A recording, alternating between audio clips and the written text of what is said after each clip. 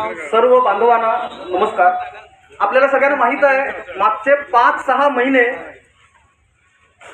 5-6 महिने बांगलादेशमध्ये तिथल्या अल्पसंख्याकांवर जे अन्वन्नित अत्याचार चालू आहेत, म्हणजे तिथले हिंदू बांधव, बौद्ध बांधव, कुकी, या सगळा हा जो समाज अल्पसंख्याक तसं ईसाई समाज या समाजावरती जे अत्याचार चालू आहेत त्या अत्याचाराच्या विरोधात आज संपूर्ण देशभर प्रत्येक तालुक्यामध्ये आपण एक मोर्चा आयोजित केलेला आहे, एक आंदोलन उभं करतोय की ज्याचा उद्देश आहे की जगभरातल्या मीडियाने त्याची नोंद घ्यावी। आपल्या सगळ्यांना माहित आहे की भारत देशात थोडं काही झालं म्हणजे काही अल्पसंख्याक असतील किंवा कुणावरही काहीही घटना घडली तर त्याची नोंद जागतिक स्तरावरती मीडिया घेते आणि त्याचा एक प्रोपोगंडा जगभर तयार करते।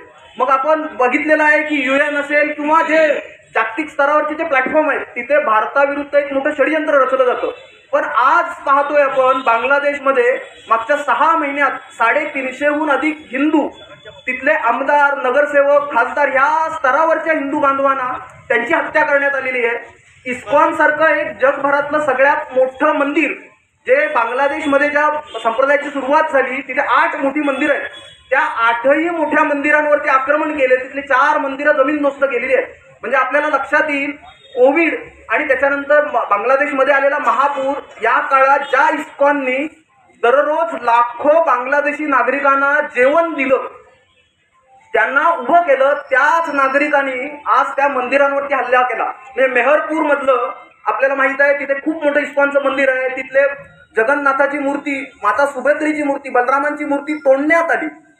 त्याचबरोबर दररोज काही ना काहीतरी अत्याचार तिथे होतोय। आपल्याला माहित आहे की पहिला महिना 1.5 महिना अत्याचार झाल्यावरती तिथला हिंदू बांधव जागा झाला आणि ह्या समस्येच्या विरोधात आपणच उभं राहिलं पाहिजे असा ठाम निश्चय करून मग ते रस्त्यावर उतरले आणि त्याचं नेतृत्व केलं चिन्मय दास, इस्कॉनचे जे प्रमुख आहेत त्या प्रमुखांनी या मोहिमेचं नेतृत्व केलं आणि त्याचा राग मनात ठेवून आज आपल्याला माहित आहे की इस्कॉनचे जे प्रमुख चिन्मय दास आहेत ब्रह्मचारी, त्यांनाही अटक करण्यात आलं, त्यांनाही मारण्यात आलं, त्यांना सोडून त्यांच्यावरती राजद्रोहाचा कलम लावण्यात आलं आणि त्यांना कुणीही मदत करू नये म्हणून त्यांना जो वकील त्यांच्या बाजूने उभा राहिला विष्णू म्हणून त्यालाही मारण्यात आला। आज तो ICU मध्ये आहे। म्हणजे आपल्याकडचं उदाहरण असं आहे की ज्या मुंबईवरती कसाबने हल्ला केला, प्रत्यक्ष मारताना मी त्याला तुकाराम ओळंबेने बलिदान दिलं आणि त्याला पकडलं, पण आमच्या न्याय व्यवस्थेने त्यालाही वकील दिला पाहिजे, त्याचीही बाजू ऐकून घेतली पाहिजे म्हणून आम्ही त्याला वकील दिला। पण आजची बांगलादेशामधली स्थिती काय आहे तर तिथला एक हिंदू संत जो तिथल्या समाजाचं नेतृत्व करतो, पण ते नेतृत्व करत असेल तरी त्याच्यावरही अत्याचार, त्यालाही मारलं जातं आणि ह्या सर्व गोष्टींचा एक जागतिक स्तरावरती निषेध झाला पाहिजे। आपल्याला सगळ्यांना माहिती आहे डीप स्टेट किंवा सोरेस सारखं नाव आता आपण ऐकतो, वेगवेगळ्या देशातल्या प्रस्थापित ज्या सिस्टीम आहेत त्या सिस्टीम उद्ध्वस्त करायच्या, तिथे अराजकता माजवायची, यासाठी जागतिक स्तरावरून खूप मोठं फंडिंग होतंय आणि ते भारतातही चालू आहे। त्याच फंडिंगच्या जोरावरती बांगलादेशमध्ये एक विद्यार्थ्यांचा जो आंदोलन सुरू झालं, म्हणजे त्या आंदोलनाची पार्श्वभूमी काय आहे तर जून महिन्यामध्ये म्हणजे जानेवारीमध्ये शेख हसीनाचं सरकार आलं, प्रचंड बहुमतामधलं ते सरकार आलं, 300 पैकी 222 खासदार निवडून आले आणि त्या पंतप्रधान झाल्या। पण तिथली नॅशनलिस्ट बांगलादेशी पार्टी BNP म्हणतात त्यांना हे रुचलं नाही म्हणून मग त्यांनी विद्यार्थ्यांच्या आंदोलनातून जून मध्ये हा आंदोलन सुरू केलं। त्याला निमित्त ठरलं काय तर न्यायालयाने एक आदेश दिला की ज्यांनी स्वातंत्र्य लढ्यात भाग घेतलेला आहे त्यांच्या पुढच्या पिढीला सरकारी नोकरीमध्ये रिझर्वेशन दिलं पाहिजे आणि याच्या विरोधात ढाका युनिव्हर्सिटीमध्ये आंदोलन सुरू झालं। हळूहळू या आंदोलनाचं लोन पूर्ण देशभर पसरलं। जुलै महिन्यात हा आदेश मागेही घेण्यात आला, परंतु ह्या आंदोलनाचा उपयोग करून घ्यावा म्हणून BNP सारखी पार्टी असेल आणि तिथली जमात इस्लाम अशी एक पार्टी असेल, त्या 2 पार्टीने मिळून याच्यात ISI मदत घेऊन पाकिस्तानी दहशतवाद्यांकडून फंडिंग घेऊन हा पूर्ण मोर्चा देशविरोधी केला। तिथल्या पंतप्रधानांना पळून जावं लागलं, पुढची सगळी गोष्ट आपल्याला माहित आहे। आणि ज्यावेळेला सिस्टीम उद्ध्वस्त झाली आता पुढे काय तर शांत न बसता तिथल्या अल्पसंख्याक समाजाला टार्गेट करण्यात आलं आणि आपण बघतोय मागच्या 3 महिन्यात 450हून अधिक तिथले अल्पसंख्याक मारले गेले। थोडा इतिहास असा आहे की ज्यावेळेला 71 मध्ये बांगलादेश स्थापन झालं त्यावेळेला तिथे 48% हिंदू होते। 2011चा जो सेन्सस आहे म्हणजे आपली लोकसंख्या आपण जी मोजतो जनगणना होते त्यावेळेला तिथल्या हिंदूंची संख्या 8% होती, म्हणजे 48 वरून 8% वरती हिंदू आला आणि जर दुर्दैवाने आता ती लोकसंख्या मोजली तर तो 3 आणि 4% हिंदू असेल, इतका हिंदू गेला कुठे।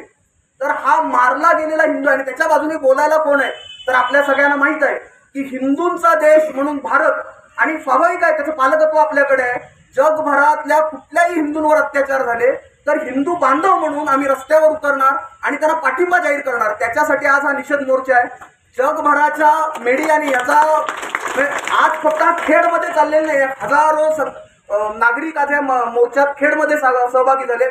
तसेच तो दापोलीत आहे, मंडणगडमध्ये आहे, चिपळूणमध्ये आहे, नवीन आहे, देशातल्या प्रत्येक तालुक्यात आहे. आज प्रत्येक तालुक्यातला हिंदू रस्त्यावर उतरतोय आणि हा जो आक्रोश आहे हा आक्रोश आपल्या सरकारपर्यंत, आणि ह्या सरकारने तो बांगलादेश सरकारवर दबाव टाकून, नुसता सरकारवर नाही तर UN मध्ये हा विषय मांडावा आणि जागतिक स्तरावरती आमच्या हिंदू बांधवांना न्याय मिळवून द्यावा आणि बांगलादेशमधला हिंदू तो सुरक्षित राहावा, ह्या उद्देशाने आज आपण रस्त्यावरती आलेलो. आपल्याला माहित आहे हा इतिहास आहे की 72 मध्ये बांगलादेशमध्ये असेल, 48 मध्ये पाकिस्तानमधून असेल, 90 मधून काश्मीरमधून असेल, ज्या ज्या वेळेला हल्ले झाले, ठरवून हल्ले झाले आणि तिथला हिंदू समाज संपवण्यात आला. आज बंगालमधले 17 ते 18 जिल्हे हे मुस्लिम बहुल म्हणजे हिंदू अल्पसंख्याक आहेत त्या जिल्ह्यांमध्ये. आज आसाममध्ये ही परिस्थिती आहे. आज ती बांगलादेशमध्ये आले, काश्मीरमध्ये आले, आसाममध्ये आले, ती खेड रत्नागिरीमध्ये यायला वेळ लागणार नाही. आणि त्याच्यासाठी आज आम्ही रस्त्यावर उभे राहतोय आणि रस्त्यावर उभा राहून जगभरातल्या हिंदूंना आव्हान आहे की होय, जिथे जिथे हिंदूंवर अत्याचार होईल तिथे तिथे हा हिंदू बांधव त्याच्या मागे खंबीरपणे उभा राहील. आणि नुसता आज मोर्चा केला म्हणजे आमची आता कामगिरी संपलेली नाहीये, तर ही सुरुवात आहे. ज्या ज्या वेळेला म्हणजे देशातल्या कुठल्याही भागात असा अत्याचार झाला असेल किंवा आपल्या इथे, त्या त्यावेळी खंबीरपणे आपण सगळे त्यांच्या मागे उभे राहू असं मी आवाहन करतो. जय हिंद, जय भारत. हिंदू समाज याच्या वतीने आज मंगळवार दिनांक 10 डिसेंबर या दिवशी मानवाधिकार संरक्षण दिन आहे. त्या दिनाचं औचित्य साधून आज संपूर्ण भारत देशभर विश्व हिंदू परिषद, राष्ट्रीय स्वयंसेवक संघ आणि सकल हिंदू समाज यांनी हिंदूंवरती होणाऱ्या अन्यायाला, अत्याचाराला वाचा फोडण्यासाठी प्रत्येक तालुक्याच्या ठिकाणी, प्रत्येक मोठ्या शहराच्या ठिकाणी आपण सगळीकडे सर्वजण एकत्र जमून महामोर्चाचं आयोजन केलेलं आहे. या महामोर्चामध्ये आपण सर्व हिंदू समाज, सर्व इतर समाज, सर्व हिंदू सकल समाज आपण सगळेजण हिंदू बंधू भगिनी इथं मोठ्या प्रमाणात आलेला आपल्या सगळ्यांचं मी हार्दिक स्वागत करत आहे. आता आपल्याला माननीय तहसीलदार साहेबांना आंतरराष्ट्रीय दर्जावरती ह्या मोर्चाचा आपण दखल घेतली पाहिजे. त्यासाठी प्रत्येक ठिकाणी आपण तहसीलदार साहेबांना निवेदन देत आहोत. हे निवेदन देताना हिंदू समाजातील सर्व समाजाचे ज्ञाती बांधव आहेत त्यांनी इथं समोर यायचं आहे. जे राजकीय व्यक्ती प्रमुख आहेत त्यांनी इथं समोर यायचं आहे. जे जे हिंदू समाजातील सर्व ज्ञाती प्रमुख आहेत, मी कोणाची नावं घेणार नाही कारण आपला सगळ्यांचा हा कार्यक्रम आहे. जे ज्ञाती प्रमुख आहेत ज्यांना ज्यांना सर्वांना आपण निमंत्रण दिलं होतं, सगळे निमंत्रणाला मान देऊन इथं आलेले आहेत. ते इथं ज्ञाती प्रमुख